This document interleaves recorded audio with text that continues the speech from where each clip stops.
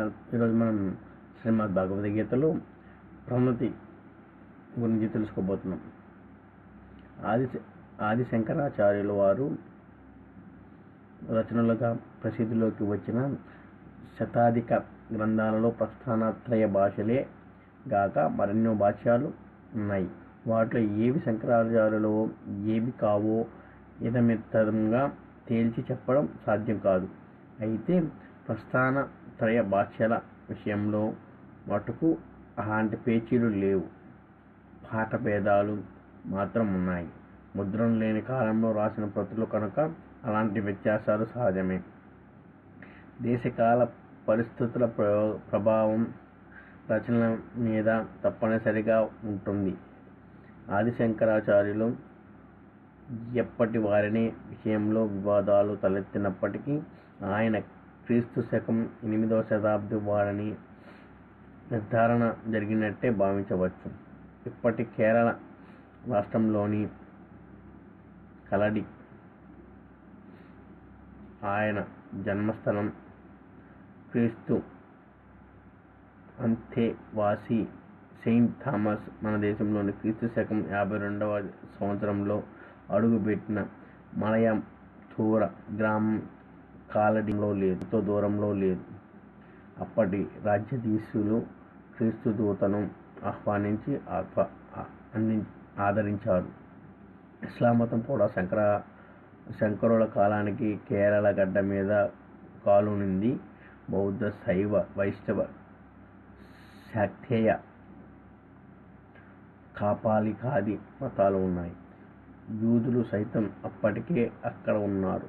ఇన్ని వ్యాఖ్యాశాల సిద్ధాంతాల మధ్య ఘర్షణ ప్రజలలో ఒక అయోమయ వ్యవస్థను సృష్టించిన కాలం అది. ఈ నేపథ్యంలో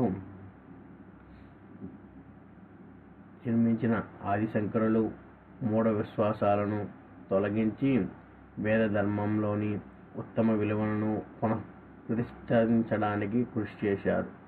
సమన్వయాన్ని సాధించారు. అద్వైతం శంకరుల సృష్టి కాదు, అది ఆయనకు ముందు నుంచి ఉన్నది. అయితే శంకరులు దానికి మెరుగులు దిద్ది తన వ్యాఖ్యానాల ద్వారా, భాష్యాల ద్వారా దుర్భేద్య సిద్ధాంతం దుర్గం కావించారు. శంకరులంతటి మహామేధావి ఇంతవరకు ఈ గడ్డ మీద జన్మనించలేదనిపించారు.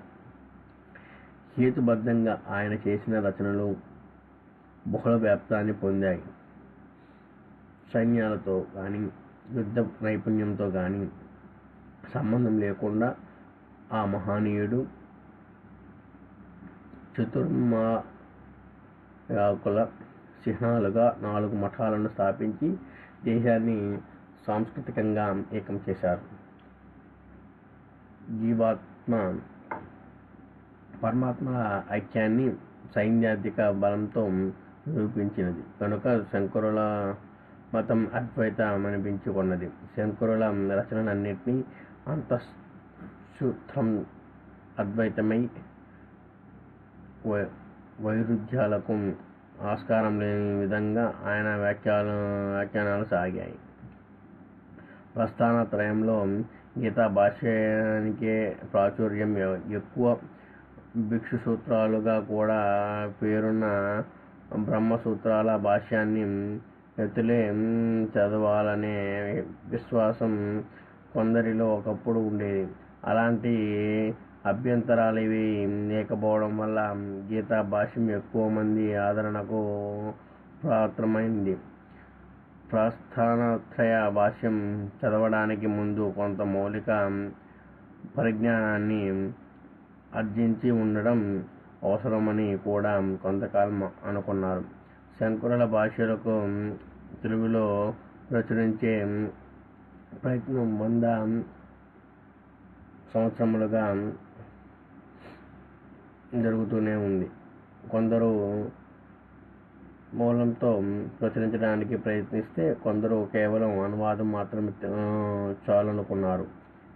ఇలా తెలుగులో కొన్ని రచనలు వెలువడినప్పటికీ